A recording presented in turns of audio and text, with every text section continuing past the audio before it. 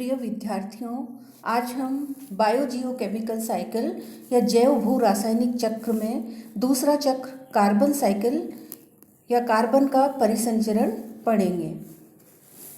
Carbon cycle मुख्यतः यह एक गैसीय परिचक्र या गैसियस साइकिल है। इसका महत्व यह है कार्बन का कि कार्बन समस्त कार्बनिक यौगिकों का आधारभूत घटक है। अब हम इसके स्रोत के बारे में बात करते हैं। कार्बन का प्रमुख स्रोत वायुमंडलीय कार्बन डाइऑक्साइड ही है। इसके अलावा पृथ्वी पर कार्बन के अन्य स्रोतों में भूगर्भ में संचित कोयला, पेट्रोलियम पदार्थ तथा ज्वालामुखी पर्वतों से निकलने वाला धुआं इत्यादि है। समुद्र भी कार्बन का प्रमुख स्रोत है, जहां वायुमंडल से भी 50 गुना अधिक कार्बन कार्बोनेट यौगिकों के रूप में मौजूद रहता है। बरसात के समय वायुमंडल की कार्बन डाइऑक्साइड जल में घुलकर समुद्रों में पहुंच जाती है।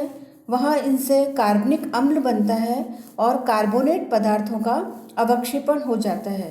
ये कार्बोनेट पदार्थ अंत में चूने के पत्थर में परिवर्तित हो जाते हैं। इनसे समय समय पर रासायनिक क्रियाओं और अपरदन के द्वारा कार्बन डाइऑक्साइड का निर्माण होता रहता है।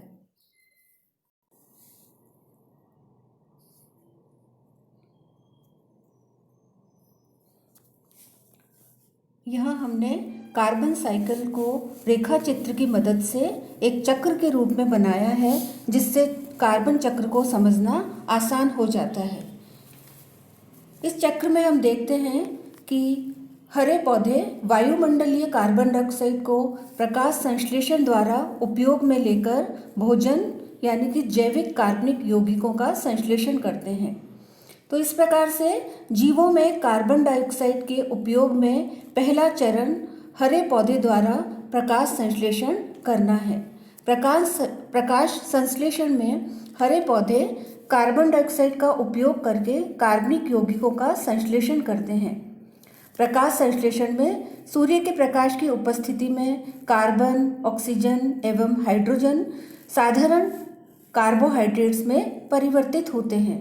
ये पौधों द्वारा वसा एवं पॉलीसैकेराइड्स में परिवर्तित किए जाते हैं तथा पौधों के ऊतकों में एकत्रित होते हैं। ये पौधे शाकाहारी प्राणी द्वारा खाए जाते हैं और पौधों में उपस्थित कार्बनिक यौगिकों का पाचन करते हैं और दोबारा इन यौगिकों का दूसरे यौगिकों में संश्लेषण करते हैं। पौधे तथा जंतु दोनों श्वसन क्रिया में कार्बन डाइऑक्साइड का निष्कासन करते हैं। अतः कार्बन डाइऑक्साइड की कुछ मात्रा इस कार्बन डाइऑक्साइड के रूप में दोबारा वायुमंडल में चली जाती है।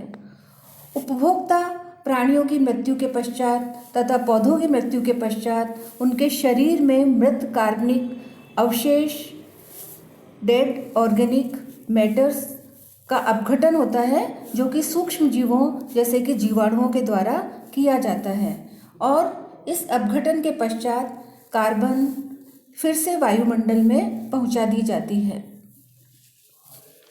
इसके अलावा डेड ऑर्गेनिक मैटर जो कि पास्ट में बने थे और जो भूमि में दब गए थे, वे आज लाखों साल बाद में पेट्रोलियम पदार्थ तथा कोयले जैसे ईंधन में परिवर्तित हो गए हैं। तो जब हम इन ईंधन को जलाते हैं या उसका दहन करते हैं तो एटमॉस्फेयर के अंदर कार्बन डाइऑक्साइड इनके दहन से फिर से पहुंच जाती है। इसके अलावा वायुमंडल की फ्री कार्बन डाइऑक्साइड तथा समुद्री पानी के अंदर घुली हुई कार्बन डाइऑक्साइड के बीच में विसरण या डिफ्यूजन के द्वारा कार्बन का परिचक्रण होता रहता है।